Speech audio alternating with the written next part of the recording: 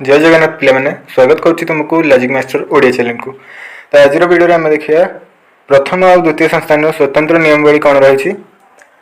स्वतंत्र नियमावली साहाय्य आम जानवा स्वतंत्र नियमावली कौन कौन रही। तो जल्दी जल्दी वीडियो टी लाइक कर दिंतु और चैनल को सब्सक्राइब कर दिंतु। आज जो मैंने जाना से कही रखुच्छी कि व्हाट्सएप चैनल और टेलीग्राम चैनल अच्छी। तो वीडियो डिस्क्रिप्शन में कि चैनल डिस्क्रिप्शन में लिंक अच्छी से जॉइन हो पारे। ये देख प्रत्येक संस्थान स्वतंत्र नियमावली स्पेशल सिलोजिस्टिक रूल्स। आज वीडियो आम देखिए प्रथम और द्वितीय संस्थान स्वतंत्र नियमावली कौन कौन रही। आउ गोटे वीडियो आसो से तृतीय और चतुर्थ संस्थान स्वतंत्र नियमावली विषय में आलोचना करेंगे। तो प्रथम जान रख स्वतंत्र नियमावली कौन। त्रिपदी युक्तिर सिद्धता प्रमाण करने पूर्व आलोचित 10 गोटी साधारण नियमावली आम पढ़ीचे। साधारण 10 गोटी नियम आम रही।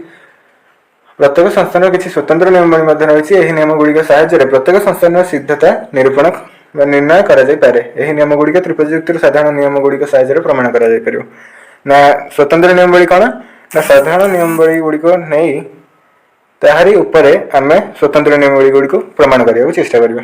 तो प्रथम संस्थान स्ट्रक्चर तुम जान उल्टा जेड मध्यम पद साध्य व्यवहार उद्देश्य रक्षा व्यवहार विधेय रहा। देख तार नियमावली कौन रही। स्वतंत्र नियमावली प्रथम नियम तार दुईटी अच्छी। प्रथम संस्थान दुईटी स्वतंत्र नियमावली रही। गोटे हूँ साध्य व्यवहार सार्विक तर्क वाक्य हुए। द्वितीयटी हूँ पक्ष व्यवहार सदर्थक तर्क वाक्य हुए ना केमी। प्रथम नियमटी देख ये साध्य व्यवहार सार्विक तर्क वाक्य हुए प्रमाण जदि साध्य व्यवहार सार्विक सामान्य न हुए यह एक विशेष आंशिक तर्क वाक्य हम तेज कौन सी विशेष तर्क वाक्य उद्देश्य पद व्यक्त करे ना। जदि ये तर्क वाक्य है कि तर्क वाक्य है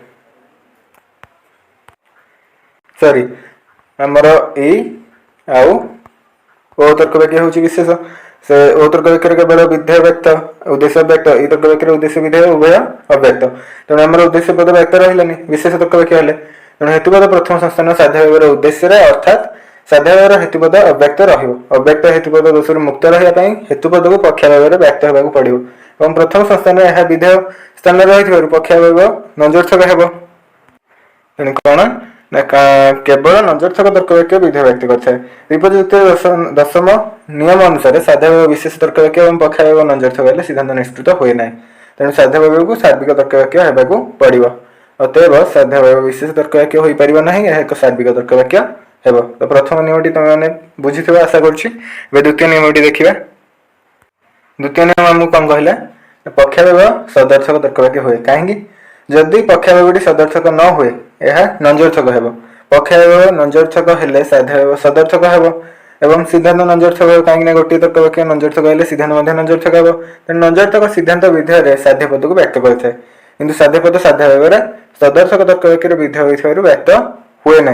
जेहेतु साध्य व्यवहार सदर्थक तर्क वाक्य हूँ आ तर्क वचन आम उद्देश्य व्यक्त विधेय अव्यक्त जेहेतु विधेय अव्यक्त रहा नंजर्थक होते सिद्धांत आमर व्यक्त हुए ना अव्यक्त रहे तेणु यह अवैध साध्यता दोषयुक्त होता है। तेणु प्रथम संस्थान में पक्ष व्यवहार नंजर्थक हो पार ना सदर्थक ही हेब।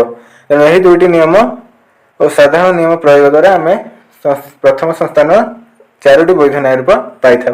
तेणु यही दुईटी नियम उपर पर्यवेसित हो आम प्रथम संस्थान न्याय रूप गुड़िक पाई था एवं 4टी वैध न्याय रूप पाई था। कौन कौन ना बारबरा सेलेन डारी फेरियो मन रखिथ पिला माने। देख द्वितीय संस्थान में कौन देती। द्वितीय संस्थान स्ट्रक्चर तुम जान उल्टा सी मध्यम पद साध्य व्यवहार पक्ष व्यवहार उभयर विधेय तार नियम कौन रही। स्वतंत्र नियम 2 गोटी स्वतंत्र नियम रही जमी प्रथम रही 2 गोटी सेमती द्वितीय संस्थान 2 गोटी रही। साध्य व्यवहार सार्विक तर्क वाक्य हे और पक्ष व्यवहार नंजर्थक सॉरी गोटे हेतुवचन नंजर्थक हे। प्रथम नियमटी देख साध्य व्यवहार सार्विक तर्क वाक्य हुए। द्वितीय संस्थान साध्य व्यवहार जब सार्विक न हुए ताहा एक विशेष तर्क वाक्य हो। जब सार्विक ना निश्चिंत विशेष तर्क वाक्य हम विशेष तर्क वाक्यर उद्देश्य पद व्यक्त हुए ना। जेहेतु विशेष तर्क वाक्य ओ आउ ए रही उभय उद्देश्य पद व्यक्त करे ना अर्थात साध्य व्यवहार साध्य पद उद्देश्य स्थान रही व्यक्त हुए ना सिद्धांत व्यक्त हो पारे जहाँफल कि अवैध साध्यता दोष रक्षा पार सिद्धांत अव्यक्त रहा पड़ो। तेणु अर्थात सिद्धांत सदर्थक हम कहीं सिद्धांत जो सदर्थक हो तेणु सिद्धांत आतर्क वचन सदर्थक हेले विधेय पद अव्यक्त रहा जहाँकि साध्य पद व्यक्त करना हेतुपद द्वय सदर्थक हम जेहेतु सिद्धांत सदर्थक हम तेणु कौन सदर्थक तर्कवाक्य विधेय व्यक्त करना द्वितीय संस्थान मध्यम पद उभय तर्कवाक्यर विधेय स्थान कौन व्यक्त हो ना अर्थात अव्यक्त मध्यम पद दशजात हो तेणु द्वितीय संस्थान में साध्य सार्विक तर्कवाक्य हो।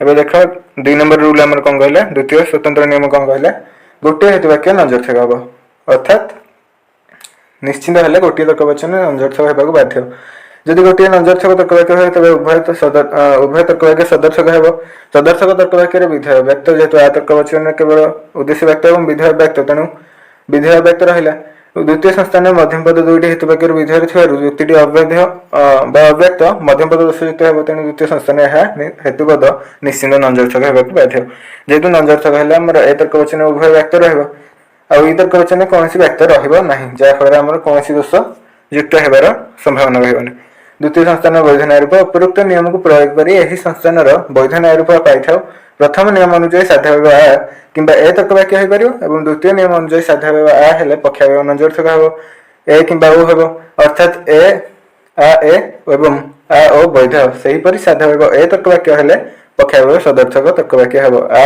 कि ई हो अर्थात ए एवं आ एवं ए एवं ई वैध तेणु यही संस्थान निम्नलिखित 4 न्याय रूप में पाई त्रिपद युक्तिर साधारण एवं स्वतंत्र नियम द्वारा यह निर्णीत होता है ना कौन प्रथमटी हूँ आ ए सामिस्ट्रेस आ ओ बारको तापर ए शेष एवं ए ई ओ फ्रिस्टिनो आ दुई गोटे दुर्बलीकृत न्याय रूप रही आ ए ओ सामिस्ट्रो ए आ ओ शेष आज वीडियो आम जानले प्रथम एवं द्वितीय संस्थान स्वतंत्र नियमावली कौन रही है आशा करुँची तुम वीडियोटी निश्चित रूपे बुझीपार प्रथम द्वितीय संस्थान स्वतंत्र नियमावली गुड़िक बुझीपार तेणु देखा हम नेक्स्ट क्लास रे एथि सहित आउ थोड़ा मन पकई दूसरी आम व्हाट्सएप और टेलीग्राम चैनल अच्छी जो मैंने जॉइन करना वीडियो डिस्क्रिप्शन लिंक अच्छी तुरंत जाई जॉइन हो सहित रहुछि धन्यवाद।